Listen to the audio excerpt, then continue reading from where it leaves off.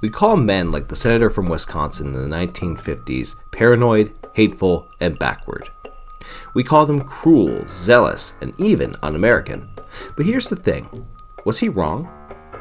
We'll learn today that Senator Joseph McCarthy led an era of doubt in the American intellectual and cultural worlds, challenging our writers and creators with accusations of disloyalty and subversion. Then, had those same communities destroy everything that he stood for and ruined his name for generations. However, while we can look at McCarthy with contempt for challenging people for their simple beliefs that they may or may not have held, for the associations they may or may not have kept, are we allowed to ask the simple question of, was he wrong? Today, we'll look at the legacy of Joseph McCarthy in order to determine if it was simple hatred, ambition, or genuine concern over the patterns seen in our communities. All in this episode of The Villain's Doom.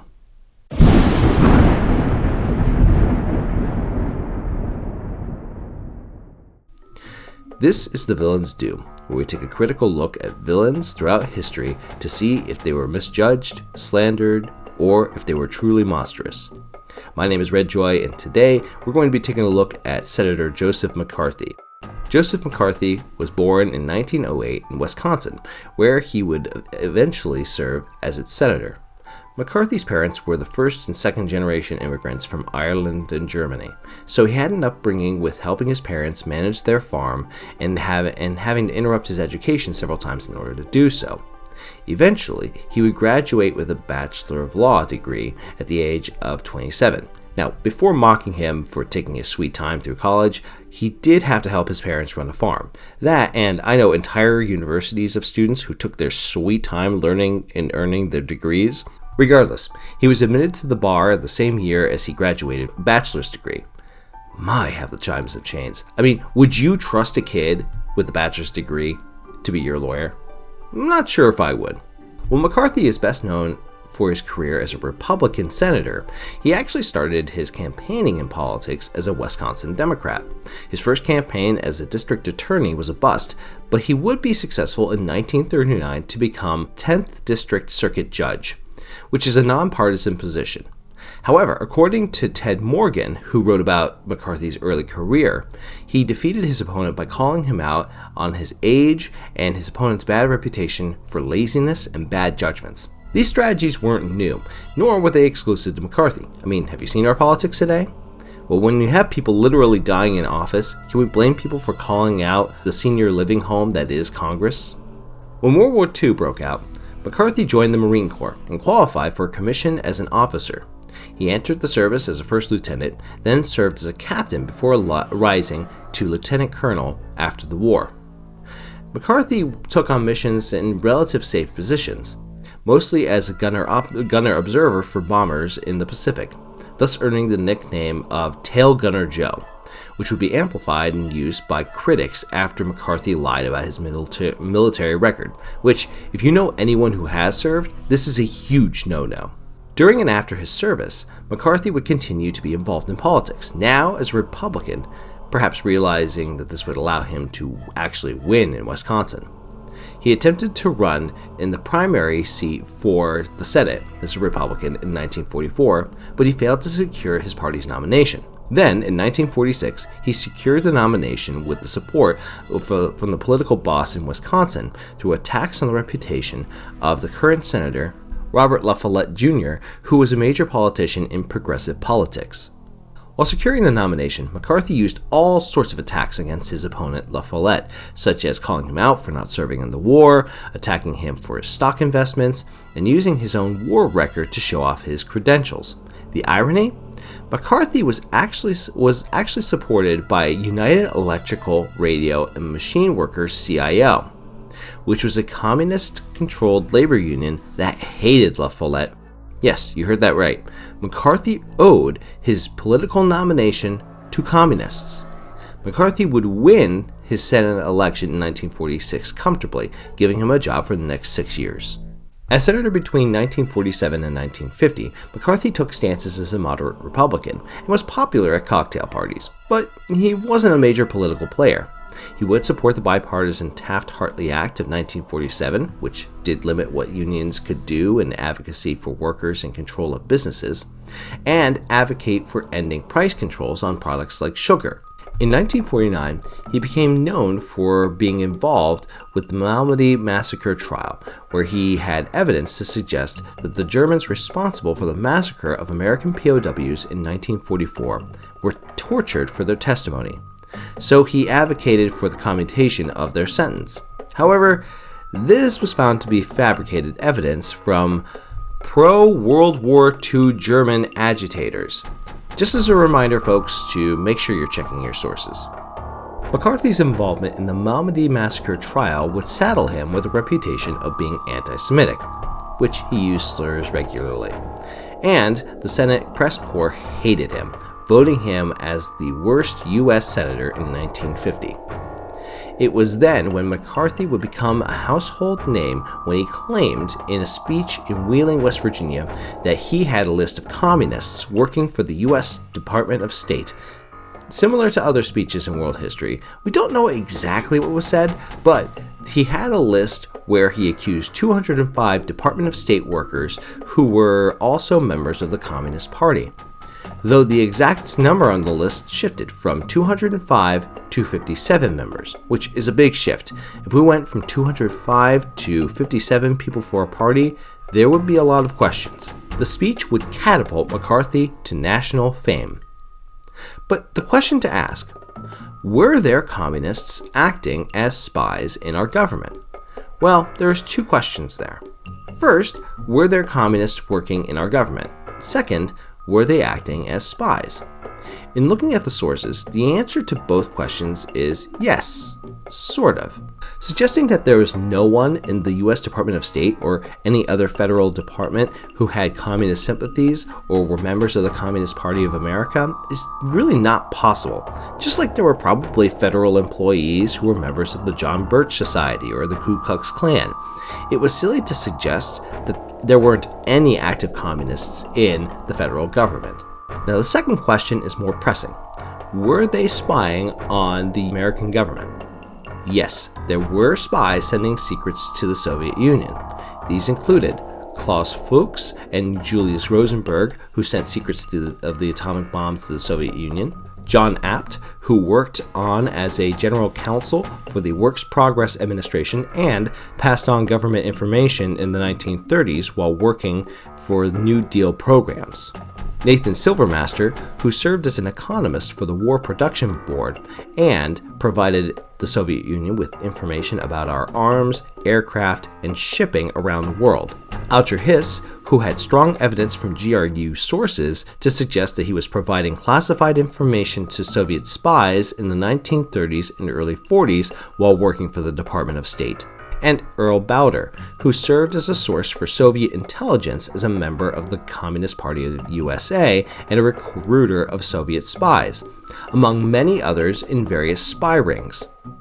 Soviet attempts to infiltrate the government stretch back to the 1920s, establishing the Amtor Trading Corporation to overtly negotiate with American companies to invest in Soviet industries, but covertly integrated itself with the Department of State as a mutually beneficial interaction to ingratiate itself in the Soviet economy.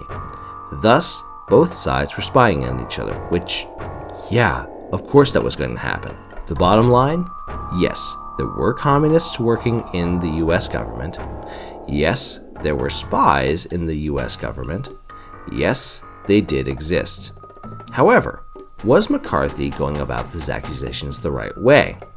At the time, fear of Soviet espionage was real, and McCarthy exploited that fear. However, he changed his list again to include 81 names rather than the revised list of 57 names, then established a list of 108 employees of the Department of State who had incidents of inefficiencies. Two things.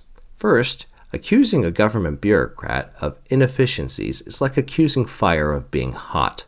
Second, any accusatory list of potential criminals that is secret and changes regularly isn't a list of criminals, but is a list of perceived enemies. This all suggests at the start that something political is going on, rather than a genuine concern about foreign espionage. The question was how much support was McCarthy going to get, and why would he do it? During this time, he served on a variety of committees, including the Tidings Committee as part of the Foreign Relations, the Senate Permanent Subcommittee on Investigations, and influencing the House Un-American Activities Committee, all conducting hearings into alleged communist infiltration in the government, military, and the media. Senator McCarthy had a way of asking questions that used guilt by association, innuendo, and public shaming, and there were a lot of critics that hated McCarthy for being blunt and cruel. Among his voters, however, he was seen as a fighter, and he would win re-election in 1952, which, that's the main purpose of all politicians, so we can't necessarily blame him for performing his purpose. The Wisconsin senator was severely hated by the press. Contemporary journalists such as Edward R. Murrow openly challenged him. In many episodes of his See It Now broadcast, Murrow criticized Senator McCarthy's disregard for civil liberties. When going on Murrow's show in 1954, McCarthy rejected many of Murrow's criticisms, but then went into ad hominem attacks, attacking Murrow for being a communist sympathizer or being a member of the industrial workers of the world, which Murrow was neither. Writers also got in on the hatred of McCarthy's tactics, the most famous of which was Arthur Miller's play The Crucible, which connected the conduct of McCarthyism to the Salem witch trials. This wasn't just journalists or writers. President Eisenhower, a member of McCarthy's party, also stressed that our young people should be encouraged to go to the library and read every book, as opposed to McCarthy's message suggesting that the Department of State should remove material by any controversial persons, i.e. communists, from foreign libraries. McCarthy's downfall began with his overreach. In 1954, he launched an investigation into the U.S. Army, leading to the nationally televised Army-McCarthy hearings. McCarthy had gone after bureaucrats and actors and writers and activists, but now he was going after the military, and this would be a very stupid move.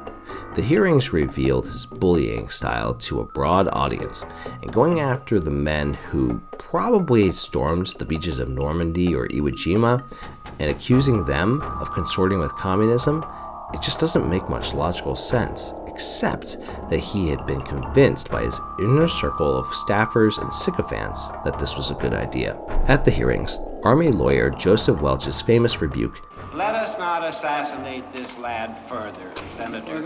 You've done enough. Have you no sense of decency, sir? At long last, have you left no sense of decency?"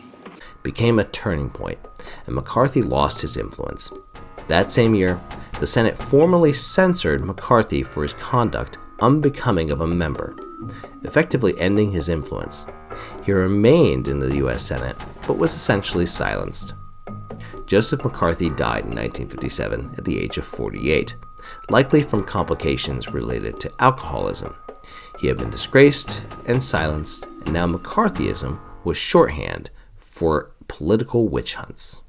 When looking at Senator McCarthy critically, when summarized by some historians, conservatives, and anti-communists, Senator McCarthy may have been crude and have been a bully, but he wasn't necessarily wrong about the communist influences in government and media. There were spies and communists in government and media, but those are not necessarily the same thing.